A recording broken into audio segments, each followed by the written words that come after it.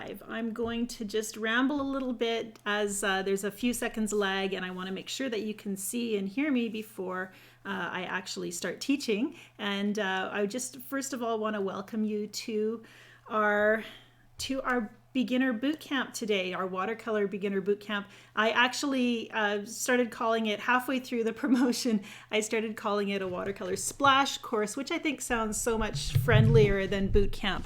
I think when we think about the term bootcamp, we think about, straining and working hard and just killing ourselves trying to accomplish something. And that's not really our goal here. That's not how we want to approach and tackle watercolor. And so I'm changing up the terminology. We're calling this a splash course in watercolor. We're going to dive in and get wet, get our brushes wet, not so much our feet, and just explore this beautiful medium. And I think you can hear me, so we're good. First of all, I just want to tell you a little bit about what to expect during the broadcast and encourage you also, as we are broadcasting here in this lesson, I'm going to be here about an hour, and making time for your questions. So if you have questions, burning questions about watercolor, there's no question that's too silly to ask. Feel free to pop that into the chat as I'm broadcasting. My friend Nina has joined me as moderator. She's going to keep an eye on technical issues. If all of a sudden I disappear, you can't hear me, or some internet thing crashes, she will let me know, send me a panicked alert, and then also, she's going to be watching for your questions, put those into a document that I can then relay them or go over them at the end of the lesson. So hopefully that keeps the flow just a little bit better than if I'm pausing to answer questions as they're being asked, and I don't have to scroll through like a mile-long chat to find your questions. So that's just a little bit about how this is going to work. This is a live broadcast, but I am, if you can't make it live, I'm broadcasting again in 2 hours after this one closes. So for those who can't make this time zone, I'm going to do the same lesson in 2 hours. And if you got the email with the link to this video, you'll also have a link to that second session, and that's what that is. Tomorrow we do lesson 2 sessions of that as well, and then we have lesson 3 on Friday in 2 sessions. There is a recording of the broadcast available, so you'll get an email with that information as well, so that you can watch this, after the fact. My goal today, actually, let's just back it up a little bit. I'm getting ahead of myself in my notes. First of all, I want to tell you a little bit about myself and who I am. If you're brand new to Angela Fair Watercolor, then you can, I'll just get you up to speed. I am a watercolor artist, obviously, and watercolor is a really big part of who I am and has been since I was about 18 years old. Actually, just before I turned 18, I took my very first watercolor class. So that was 24 years ago. Actually, I'm 42 today. And it's my birthday. And so celebrating this beautiful journey of learning to paint in watercolor. And every year I actually really look forward to my birthday, because each year I've seen that I've grown as an artist every single year. And so I can only imagine how much I'm going to love my paintings when I'm 50, when I'm 60, 70, 80, and so forth. There's nothing wrong with getting older when you know your art's just going to get deeper and richer and more authentic to you. Something that I've learned in 24 years of painting, and most of that time has been self-taught. I live in northern British Columbia. If you have heard of, probably when you think of BC, you think of Vancouver. Vancouver is about 12 hours south of me. We have very cold winters up here near Dawson Creek, BC. We have, it's a small town, very rural, lots of industry, and our art community is small but very close-knit. And so there hasn't been a lot of resources for someone wanting to learn watercolor back in the 90s, before the internet was really available and we didn't have YouTube. And so I had to learn watercolor on my own. I spent, I remember being a new painter and really wanting to master the medium. And I spent I don't know why I said 5. I spent 2 years sitting on my couch painting every evening while I watched TV. And I just remember that very focused learning time as being really critical to get comfortable with the skills of watercolor. From there, I've continued to paint, and one thing that I've learned in all of those years is that I'm always going to be a learner. And I think that's something that has made teaching for me more relatable, I guess, because I'm not up on some pedestal relaying wisdom from having already arrived. I'm on a journey, and it's the journey that's the important part. There's no peak where you reach the pinnacle of everything that you can learn in your art discipline. There's always something more. You're always striving to build your skills just a little more, to challenge yourself, and the only one who can teach you that is you, really. One thing that I've learned, in addition to learning that I'm always going to be a learner, I'm always going to feel like a student of watercolor. I'm always going to start paintings thinking I have no idea what I'm doing and how to paint this. I've really learned that I love watercolor, and my passion for watercolor is what drives my paintings. No other medium rivals it. Okay, so that's a little bit about me. I could tell you more, and it would probably be all about my love of ice cream and snacks. And so that we'll save that for another time. I'm just going to pop up. I have a little slideshow I'm going to share with you. So just give me a second while I pop that screen up. And I'm not as organized as I'd like to be. There we go. Just bringing up our beginner bootcamp. And I just told you my story, a little bit about who I am as an artist. I have to give a shout out to our local art instructor who introduced me to watercolor, Edna McPhail. She's passed away, but she was an amazing force for watercolor in the community. And as I've grown as an artist, I've gotten to be able to be an advocate for watercolor myself and my community. And I often look back at that mentor and think about how she encouraged this young teenage girl and really kind of grandmothered me into watercolor. I think that was something that really helped me stay encouraged when watercolor felt hard. Okay, so our workshop, as I said, it's running 3 days. We have 1 hour each day. I'll be demonstrating techniques used in watercolor. Today we're going to look at supplies and talk about what kind of supplies to choose. It can be really overwhelming to know how much money you should spend and what materials you should invest in and which ones you can get away with cheap stuff. So we'll talk about that. I'm also going to talk about how you can learn and guide yourself as a self-taught artist. And I have some tools for that I'll be sharing with you. And then again, we have a question and answer session towards the end of the broadcast. Do leave your questions in the chat throughout the lesson. If something pops into your head that you want to ask about, Nina's going to capture those questions and pass them on to me. And I'll answer as many as I can. Watercolor, I believe, has a special kind of magic. And it actually makes me really sad when this nature of watercolor is spoken of in negative terms. And I think, feel free to pop up in the chat, list a negative thing you've heard about watercolor. What was the first thing, the first stereotype you heard about watercolor when you started wanting to paint? I think probably many of you could say, somebody probably told you you can't fix mistakes in watercolor. Have you heard that one? It's a negative thing to say, right? You can't, watercolor has this limitation. You can't fix mistakes. Another thing that they say is watercolor is really hard to control. It's the hardest medium, and you'll hear that often as well. But I always, as a painter, I really try to reframe everything in a positive light. If there's a problem, the flip side of that is there's also an opportunity. So when we say you can't fix mistakes in watercolor, what we're actually saying is watercolor is transparent. Nothing can be hidden. This makes it an honest medium. And so what you feel will show in your brushstrokes. It will show in your approach to painting. And I love that. I love that we get to show our heart in our paintings. That does mean, yes, if you're a new painter and you're struggling to fix something and control watercolor, that's going to be revealed in how your painting plays out. But the bonus side of that is that when you pour your heart into your watercolor, it shows that in a beautiful way.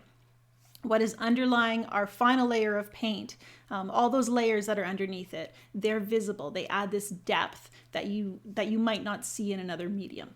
So, and there's ways to work with that, and it's really beautiful. And that's why we talk about watercolor being luminous, having these rich depths. Another thing that we talk about, again, watercolor is the hardest medium. We talk about, people talk like it's really hard to control. And I love thinking about watercolor as being alive. When I paint with watercolor, and there are artists who use it in a very controlled, structured way, and there's nothing wrong with that. They make some really beautiful paintings. But for me, feeling like I'm collaborating with the paint and the water, that it's responding to me, it's alive. It adds this unexpected joy and mystery to watercolor that I think is really quite beautiful and amazing.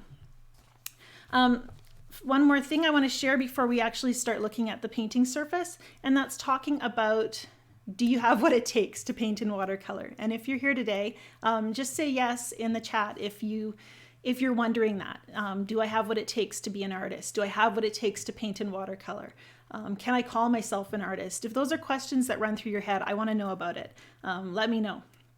Say yes. Say, that's me. I felt that way myself, especially as a teenager. I think we have all kinds of identity issues. And so part of that identity issue for me was saying, I don't know if I'm good enough to be a watercolor artist. And what I learned was that the only person who could give me permission was me. If you are here today, I know that it's because you love watercolor and you yearn to paint. That's your permission. Everything else is skill. And I like to think of watercolor as being a skill that can be mastered. I've seen it over and over again. We hand a little child a pencil and we teach them to form the letters of their name. And what they form that first time is unrecognizable as being those actual letters. And yet we have full confidence that that child will master the way to hold the pencil, the way to form the letters, that they will form a recognizable signature one day, probably something that even, you can use to sign a check if people still use checks. We have full assurance that this skill can be mastered, and yet we somehow don't seem to think that same way about watercolor. It is a skill. It can be mastered. You need to love it enough to not give up. I often say that I am not the fastest learner, but I might be the most stubborn, because I think what's gotten me here over all of these years to be my own favorite artist, and I'll talk about that more later on, is that I just didn't quit. I loved it enough to keep doing it. And I tried very hard every time I painted to find something to love about that painting that would help motivate me and propel me to the next painting. I believe that once you've developed those skills, those technical skills, if you're wondering about finding your personal style, once you've developed your technical skills to the point where you don't have to focus so much of your brain power on actually using the instruments of watercolor and getting the paint to do what you want, that's when you get freed to really explore your own creativity. You have to learn to walk before you can run. And in this case, that would be developing those watercolor skills, things I'm going to show you today. So that's where we're at. Again, we'll be answering questions at the end of the broadcast, but right now we're going to switch the camera over.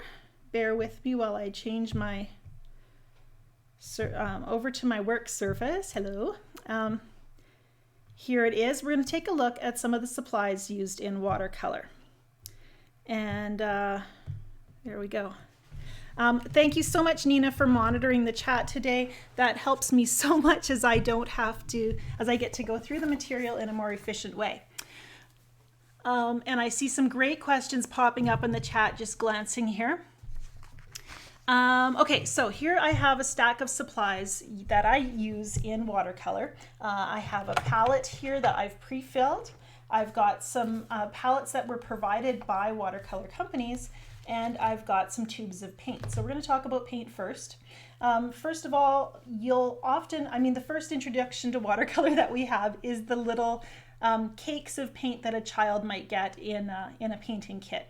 They're chalky little discs, and you don't get a very good saturation of color from those. You struggle with getting that rich color. And generally we're painting on printer paper, plain bond that wrinkles and makes a terrible, disastrous, ugly mess. So with watercolor, we definitely know we don't want to grab printer paper and start painting on that. We need to choose good paper, and we want to choose paint that's going to be beautiful and rich, and stuff that we don't want to struggle, because learning how to paint in watercolor is going to go better if you don't have to struggle. So what I like to do, and what I recommend, there are student grades of watercolor paint. You can buy tubes and you can buy pans, and these are watercolor pans. In fact, I had a loose one rattling around here somewhere that I can't, oh, there it is. Okay, so this is a half pan of watercolor paint, and this is what's sitting in one of these little palettes.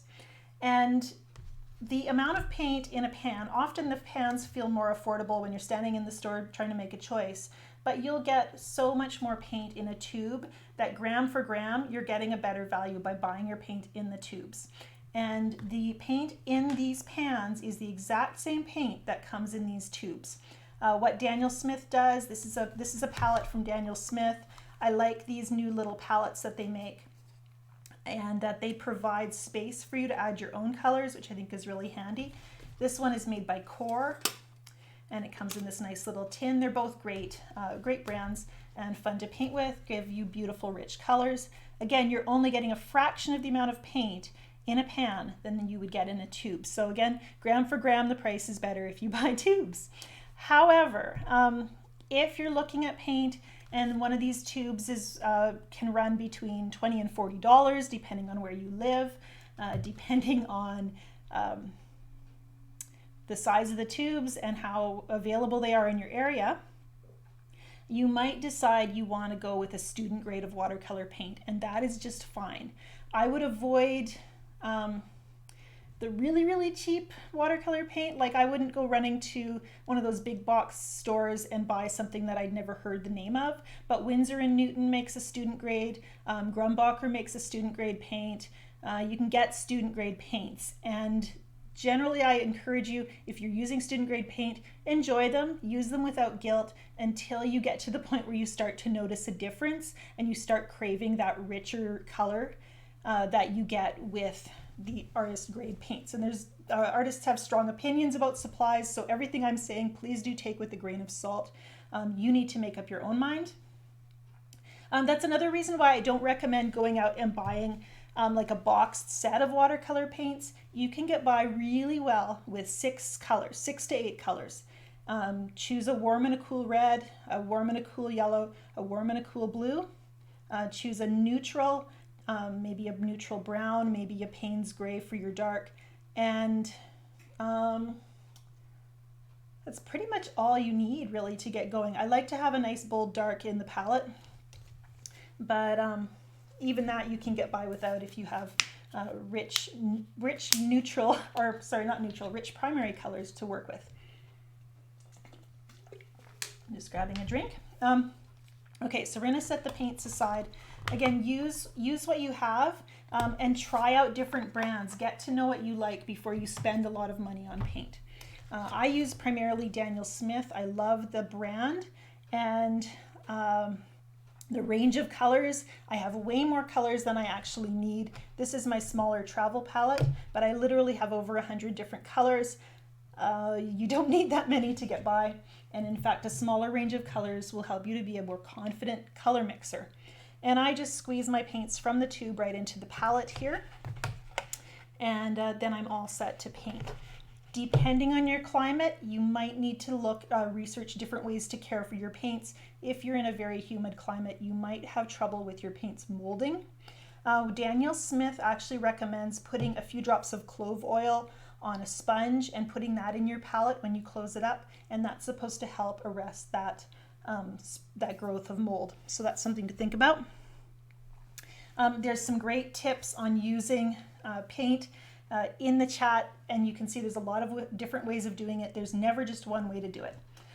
Regarding brushes, and I have just 2 brushes here.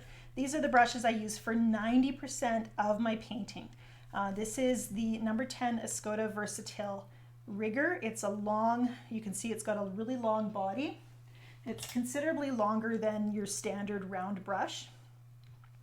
And I really like the softness of this brush. Most watercolor brushes are softer than an acrylic or an oil brush.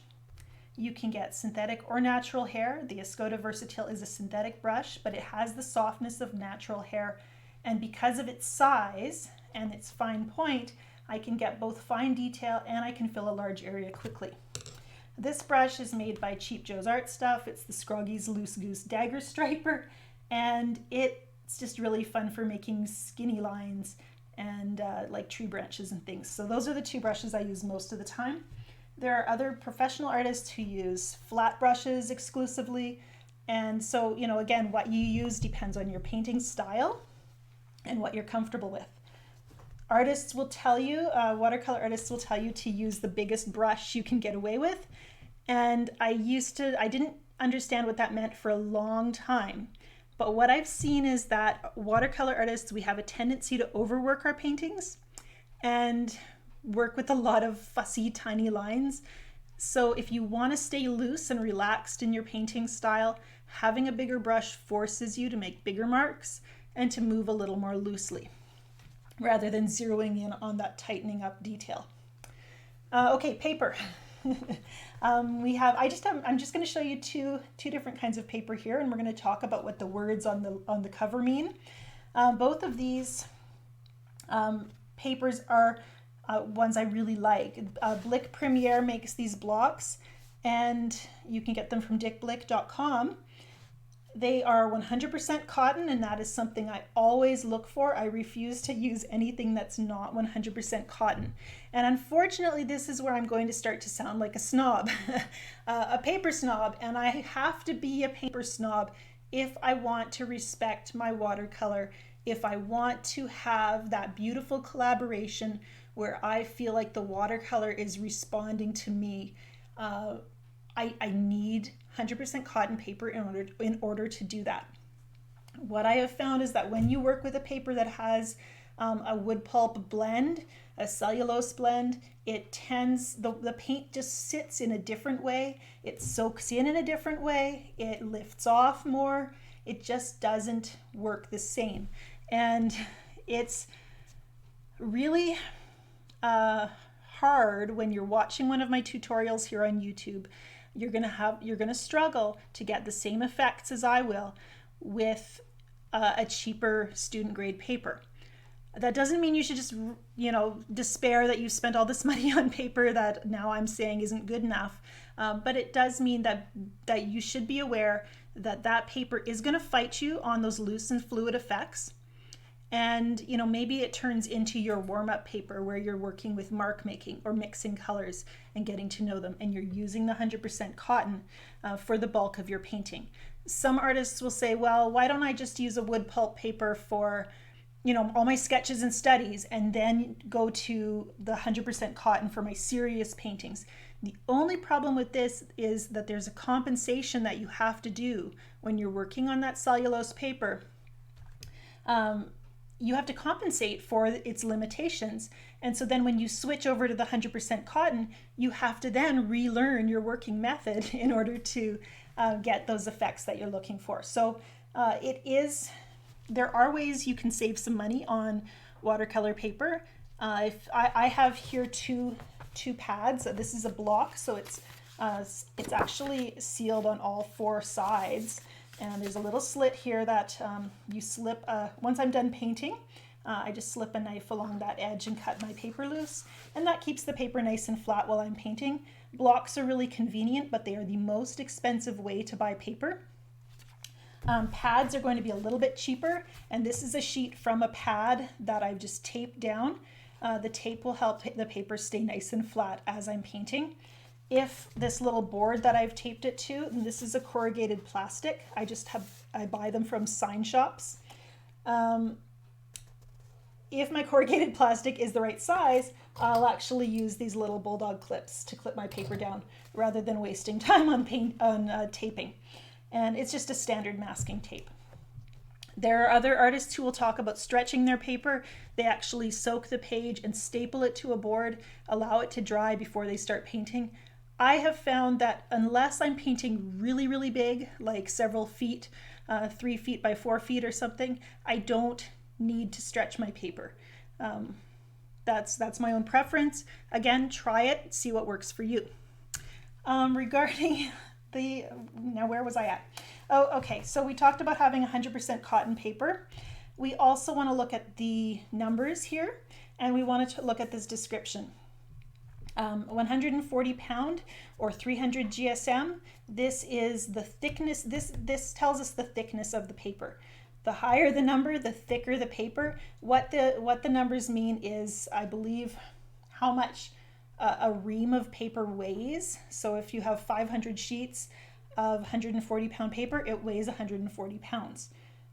At least that's what I'm told. GSM then would be grams per square meter. I'm not good enough at math to tell you what that all means, but basically the higher the number, the thicker the paper. I don't go with a number lower than 140 pounds. Let me just see if I can show you here.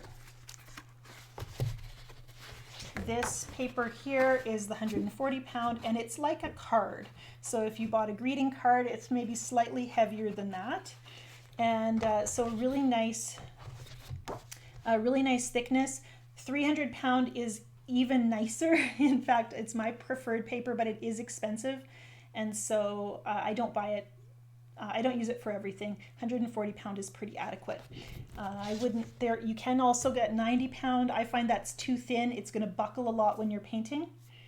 If you're shopping for paper in the store and have the opportunity to open it up or feel the sheet of paper, obviously don't rub your hands all over it because we don't want to get oils from our skin onto the paper. But if you can just just feel the edge of it, what you're looking for is a little bit of roughness, maybe like a little bit like peach skin.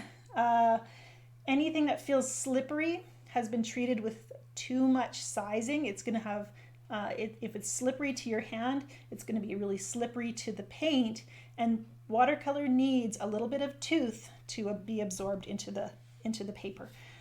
We need a balance between, we don't want it to be as absorbent as a piece of paper towel, but we want some absorption so that the paint kind of clings to the paper. So that's just something to look for. You can sometimes certain brands of watercolor paper will say that they're 100% cotton and that they're the right thickness, and then you put your thumb on it and it's slippery and slick, and you know your paint, you're going to have to learn a new working method so that your paint floats on it nicely. And so then I just right away go back to my Arches or this Blick Premier. Like I said, I've been trying it out and I quite like it. And I like the size of these blocks. You can also buy full sheets of watercolor paper. They're about 22 by 30 inches. This is one of the most economical ways to buy paper. And then you cut it down to the size that you want. And I find most of the time what I do is I'll buy all my paper for the year at like one of their big Boxing Day sales or something. I'll watch for those sales and I'll stock up. Cold press, hot press, and rough are the textures of the paper. I'm working with cold press. It's a nice in-between kind of the texture. Rough is going to be a little rougher.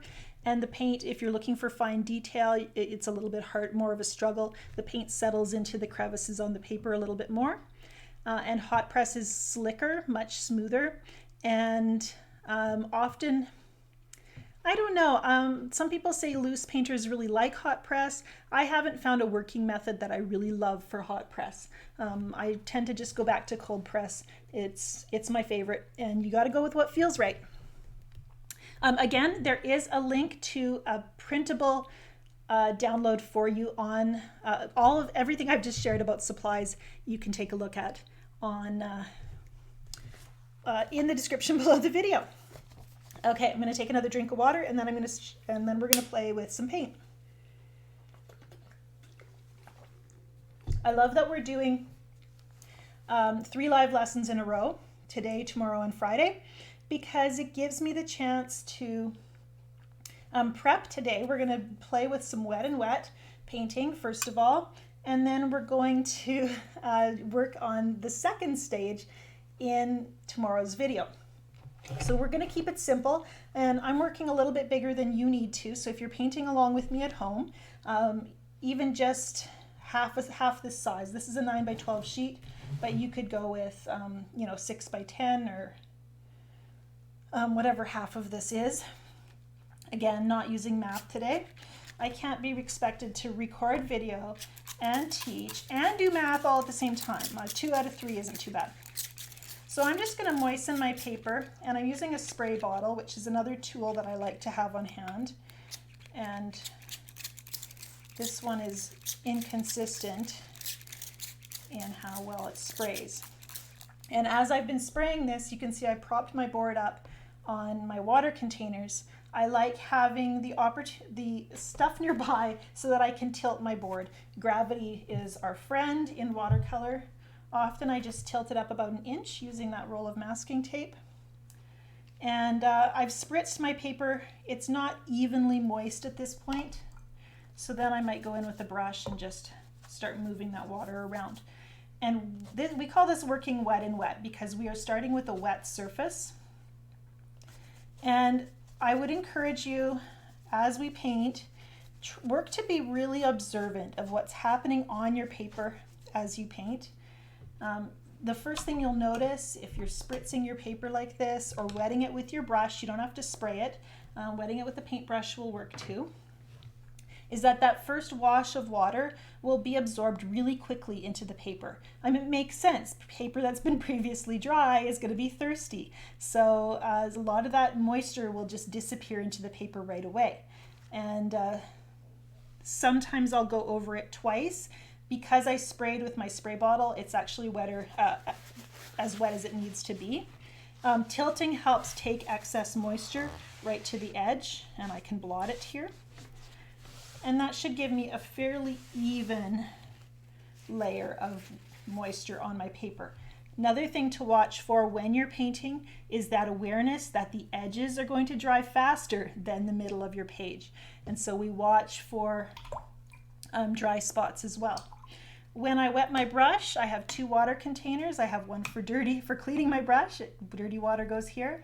And I have one for picking up clean water when I want to mix color in my palette.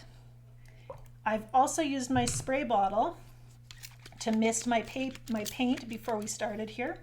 And that is just the worst spray bottle. I need to get a new one. So I have some really nice moist surface on my pigment, which also gives me, makes it easy for me to pick up color. And I'm going to grab a little bit of pink here, and we're going to just touch that into that wet paper. When your paper is wet, everything's nice and soft. We can't create crisp edges. We can only lay the color down and watch it spread. The general rule when you're thinking about wetting your paper and the role of water in watercolor is that water equals moisture. So as soon as my paper's wet, or the wetter my brush is, the more, did I say water equals moisture? Water equals movement. Movement, it also equals moisture, but that's kind of self-evident. Water equals movement. Wet your paper, watch the color flow. Use a wet brush, watch the color flow even more. Let's add some yellow. So I'm working with some pinky reds here. This is a quinacridone magenta and an opera pink. And I'm just touching in some yellow.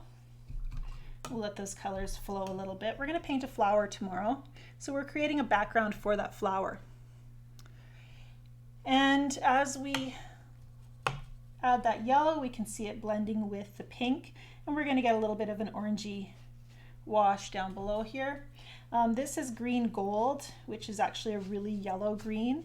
If I want a painting that's full of light, I'm going to choose colors that are clear and transparent, colors that have that illuminating kind of feel. We might add a few darks in a minute, but we'll get started with those light colors first. And we see everything run together in that beautiful soft wash. We're going to add a little bit more here.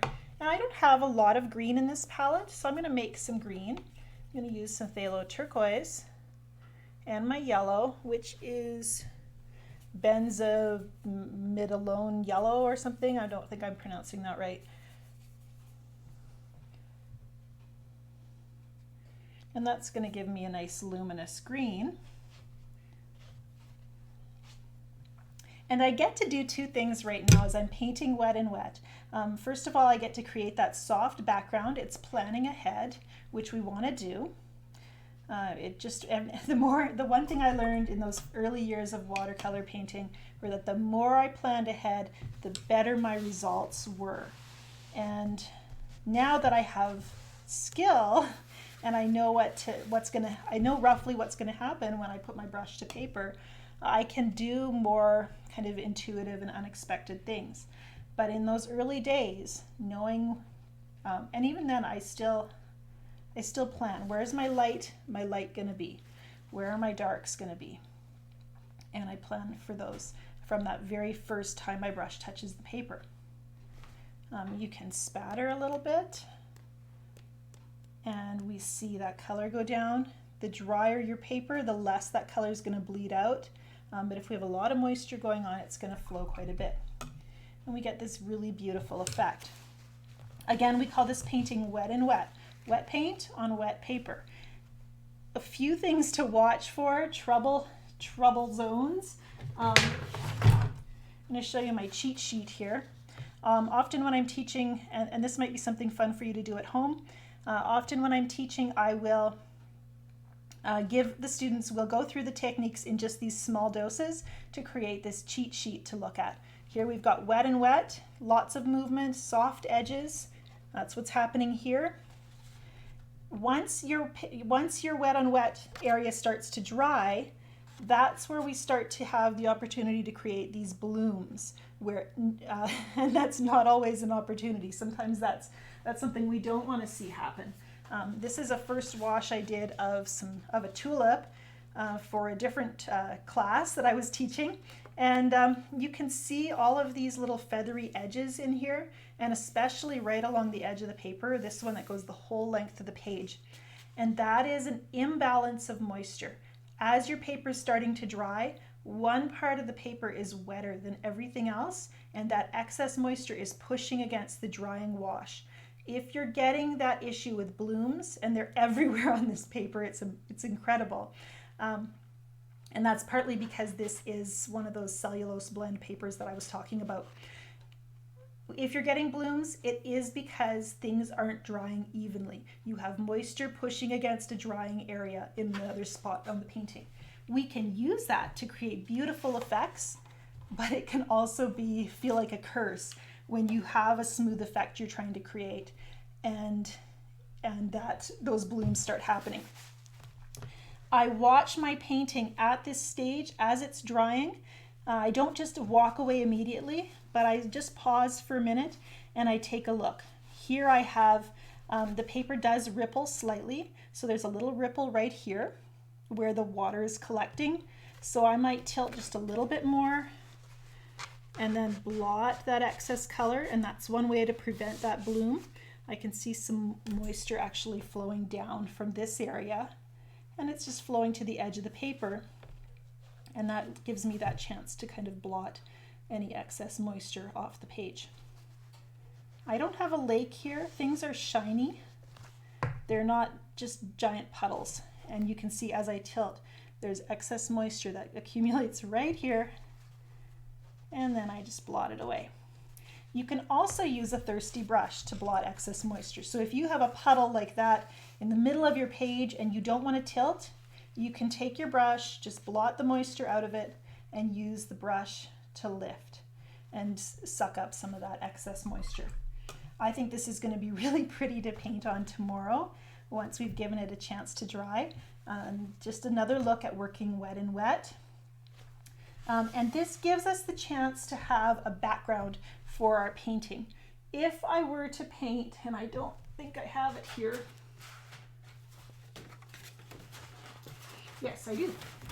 So if I were to paint this tulip, and you know, it's very detailed, very beautiful. There's a pencil mark I need to erase, but it's on a white background. So if I want to now paint a background, at this stage, it gets really tricky because watercolor is transparent. So if I decide I want to paint a background, let's try it. We're going to use some ultramarine blue. And we're going to dilute it a little bit. One thing I didn't mention is that we don't have, you may have noticed, I don't have white or black in my palette. We don't need white because white is our paper. And because watercolor is transparent, we use the white of our paper shining through diluted watercolor to create those light pastels. So I can dilute my ultramarine blue and let that white show through, and I get a nice pale blue.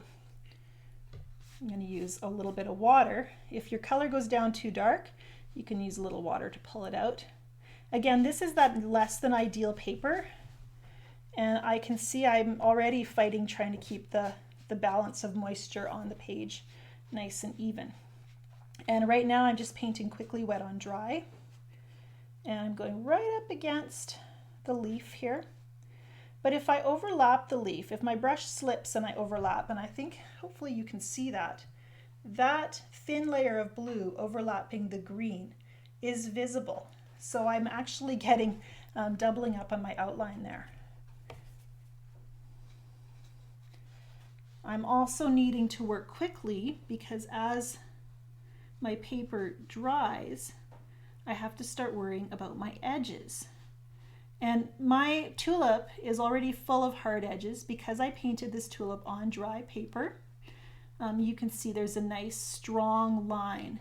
We don't have that strong line in that first layer we painted in the wet and wet because everything flowed together. Everything was very soft and diffused.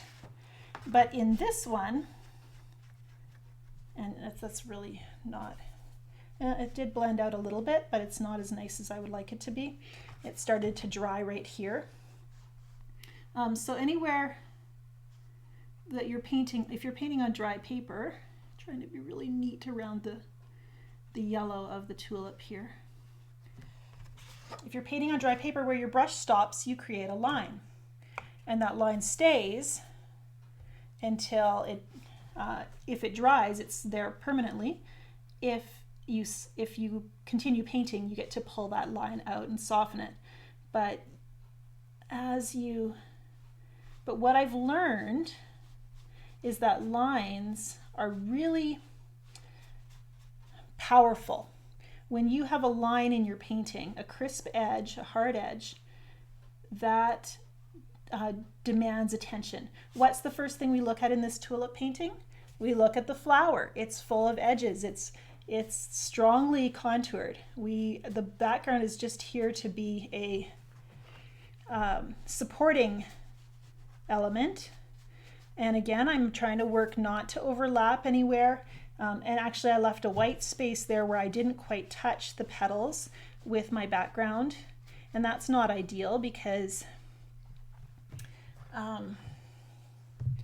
the white spot that's right there is kind of like a missing tooth. It's just really bright, instantly visible. So I'm going to try to fix that without overlapping the green. And I actually did, my blue wash did overlap the yellow a little bit. And now it's green. There's a little bit of a greenish edge here. I think you can see that.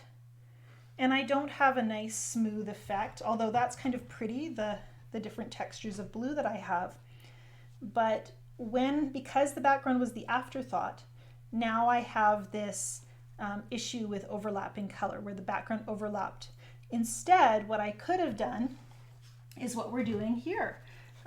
Building this first wash, and this wash is a little brighter than it could be.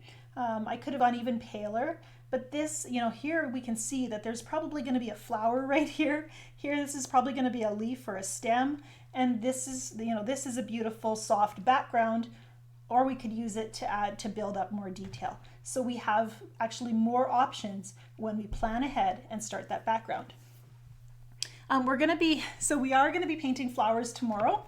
and working with this. So if you want to take time today, if you haven't now, do take some time and do that wet and wet first wash. Choose a flower color and create a spot of color. You could just work more in this kind of range. I don't draw the outline, don't worry about that, but plan to drop in color, one spot of warm color for your flower, and then those cooler greens and yellows for your background, and we'll take it from there tomorrow. This is one way to paint wet and wet. We can also paint wet and wet in a much more controlled way. We can, whoops, dropping stuff. And I want to take your questions here in just a moment. And as I thought, we are running low on time, so we'll do what we can here. You can paint a flat wash, and that's just a smooth area of a single color, and trying to make it as smooth as possible. And we can do that by either wetting the paper first. I'm going to use the blue again because it just shows up nice on camera. So we want a nice smooth wash of smooth color. And as you can see, that blue flowed really nice inside the wet area and created that edge we were talking about where the paper was, where the dry part of the paper touches that wet wash. We can also paint our flat wash on dry paper. And this is all watercolor control techniques. These are things you want to practice. And you can practice them by making swatches like this, but I actually prefer practicing by actually making paintings. Working out issues in a real life painting situation. So now I have two smooth washes here. And actually I felt like I had a little more control using that one. You can also create a graded wash, and we'll try and do that here. I'm going to use quinacridone coral, and we're just going to paint one line in the coral. I'm going to rinse my brush in my dirty water, re-rinse it in the clean so that I have a nice clean amount of water on my brush. My brush is juicy but not dripping, so I can then start to bleed out that color, soften that edge, and get a nice gradual transition from red to white. And so that's called a graded wash. And I actually will use this technique quite often. If you're painting, a flower or something, you might paint that flower edge and then want to do the inside of the petal, gradually fading to a lighter color. And you can gradually fade to another color, which can also be really lovely. And so we work in wet and wet often in small areas, not always on the full sheet of paper. And that's just something to be aware of. We've talked about blooms, that imbalance of water. Pay attention to when you get blooms. You are going to get them if you're painting in watercolor, and pay attention to when you get them. Often it happens when you're trying to fix things. If I had perhaps maybe an area that I didn't think was very even there, and I decided I wanted to go and smooth it out, I might grab some more blue and put that in there. That new blue is wetter than the previous square, the swatch. And so now I'm going to actually have more trouble. And then I'm like, oh, it's too dark, so now I need to lift color, and I start lifting. And the more that I fuss with it, and it's and you probably can't tell on camera, but it is uneven here. The more I fuss with it, the more likelihood I have of losing that freshness. Often I take mistakes. Actually, there's a little spot right there where I must have dripped some water, and so maybe I would decide that since I dripped water there and it's lighter, I should just touch in a little bit of darker red. And do you see how it's not blending evenly with that first layer? So often when you make a mistake in watercolor, you're better off just relaxing and kind of letting it happen, figuring out your workaround after it's dried. Try really hard not to panic when things aren't going your way in your painting. You will be a better problem solver if you pause and breathe and then do what you can. Okay, so let's take a look at your questions. Nina's been putting them into a document for me to look at. And so I'm gonna have a drink of water and switch the camera and move over here. Okay, there we go. Just looking for my notes here. Thank you. I see lots of questions here. This is amazing. I'm not going to get to them all, but I'll try to get to as many as I can. Sandra asks, I see your unframed paintings in the background.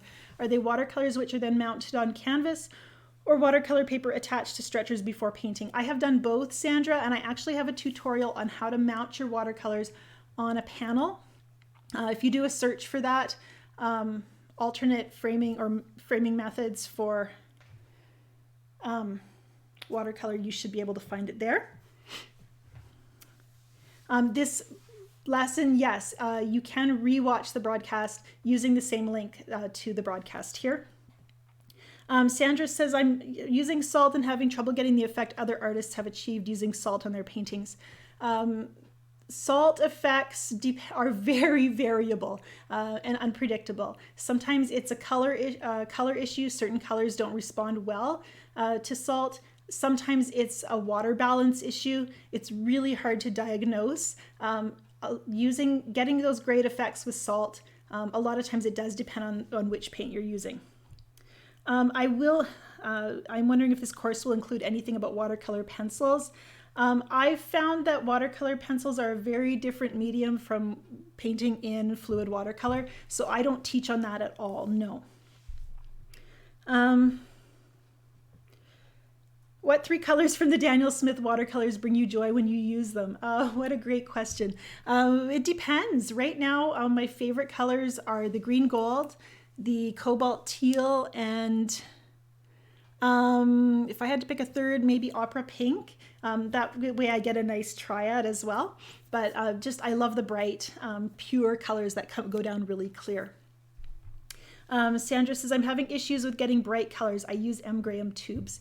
Often I've found that, and this might not be your issue, Sandra, but often I've found that with newer painters, you're just not getting enough paint on your brush. One reason I spray my palette before I start is it really softens the paint on the surface of the palette. And so then you can pick up more rich paint. M. Graham is a reputable brand and they should be giving you bright colors. So try increasing how much paint you're actually putting on your brush and see if that helps. Excuse me. Marsley asks, does the paint in tubes spoil? I don't know about that. I've had one tube of paint from Daniel Smith that had a really strong odor when I opened it up. I did actually use it. They did replace it for me, but they told me, I'll keep the other tube, and I actually was able to use it. It's just really stinky. So I haven't found that paint spoils so much in the tubes. What it might do, and this is another issue, is that it might harden in your tube. And because it's watercolor, you can even then re-wet it and continue to use it. But it's usually a little bit harder to use because it's just not as, it's nice to have. I find that when I put my paint in the tubes, I paint often enough that the paint kind of has a little bit of a rubbery feel. It's firm, but it's not hard. Janice asks, how do you deal with the lack of humidity in winter and keeping your paper and paints juicy? It's very dry here, and it's not something I really worry about.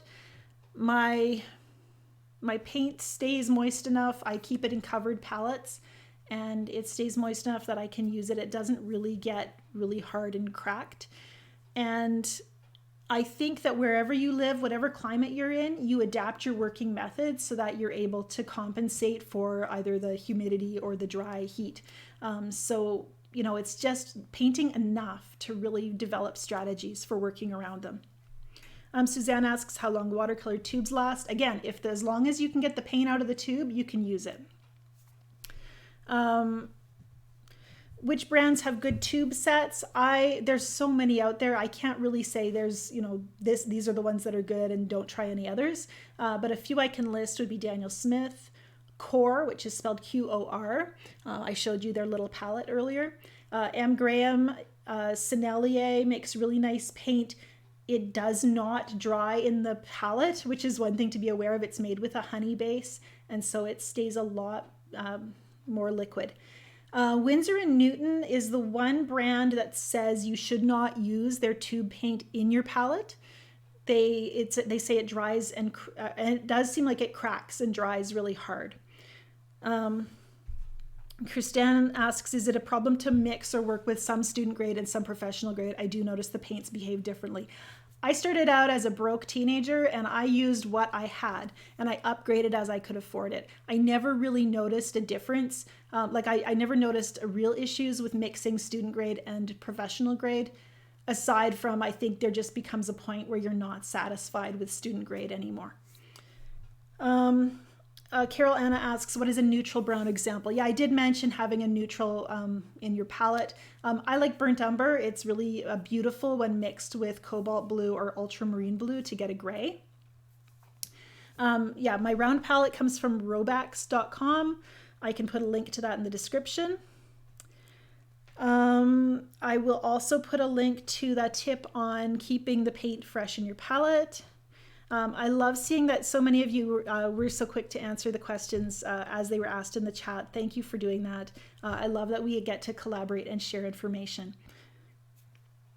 Again, links to the products that I use and recommend are in the download that you can grab from the description below the video. So take a minute and do that.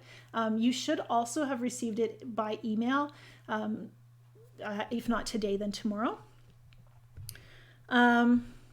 Leslie asks, the Arches pad and the block, do they act the same way and are they exactly the same paper? They should be. What I have noticed is between the Arches pad and the full sheets, I do feel like there's a slight variation, a slight difference. I'm not sure why that would be, but just when I have the choice, I generally like to choose the full sheets. They just seem a little bit nicer to me. Sandra asks, I noticed your paint palette has 3 sections for mixing. Do you feel 3 sections is sufficient to handle paintings? I do very little mixing these days in my palette, actually. I much prefer to pick up color on my brush and mix it on the paper. So for me, 3 sections is plenty. And I'm not always super strict about like, oh, I only mix red in this one section. I might mix my red in that section and then mix a yellow right beside it. They might flow together slightly and then I get a cool orange that I also get to use. Christiane asks, how do you know if the color you're using is thick enough? What ratio to pigment to water is right? This is a fantastic question because this is the thing that you have to learn to get a feel for, but I have a few general rules of thumb that will help you. There's the tea, milk, and honey rule. I think I'll cover that tomorrow because it's really about knowing what to use in which stage of the painting. There are times when you need your paint diluted like tea, other times where you need it to be a little inky like milk, and then there are a few times, just a very few, where you want it sticky like almost like honey. Cindy asks, what is the best way to get darks for night scenes? For a very long time, I just used indigo or Payne's Gray. Now I also like mixing my own darks. A really nice mixture would be like a phthalo blue and a rich royal purple. It's just playing around till you get a color that really works for the scene you're wanting to paint. And Daniel Smith has recently come out with a big range of grays, which could be really nice for that as well.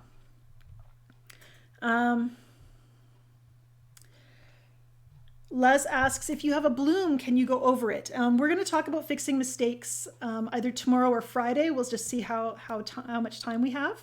Do you use natural white or bright white Arches paper? I think what I have is the natural white. Not 100% sure. Okay, Marsley asks, how often do you clean your dirty water? When it gets gross, I change it. I don't know. It depends on what color I'm painting with. If I'm painting with a lot of darks, I can get away with dirty water for a longer time. The green gold that I'm using is made by Daniel Smith. There's also a rich green gold, which is a little bit kind of has an orange undertone, I think.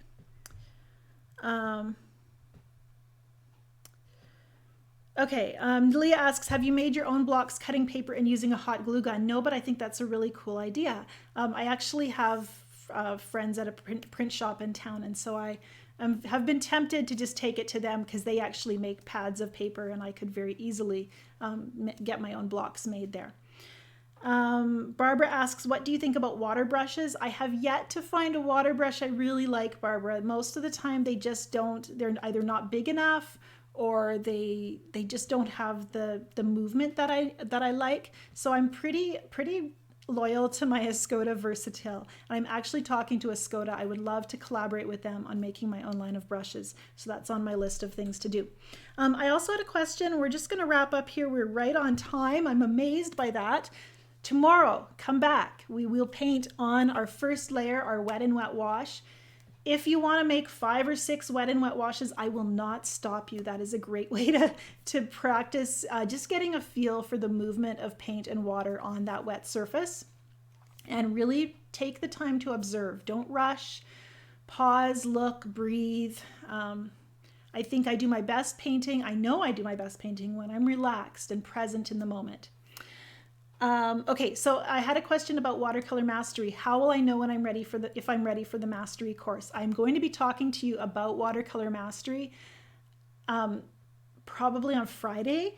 I do have a link for the waiting list in the description below the video because on March 5th, I'm opening enrollment for my signature course, Watercolor Mastery. This is a transitional course. If you're in the place where you're starting to feel really comfortable with watercolor techniques, but you want to be that favorite artist that I keep talking about, that fearless artist, I think there's a transition that has to happen where you bridge the gap between feeling like you're relying on outside support and teaching, and then learning to be your own biggest advocate and to teach and support yourself as you grow to mastery.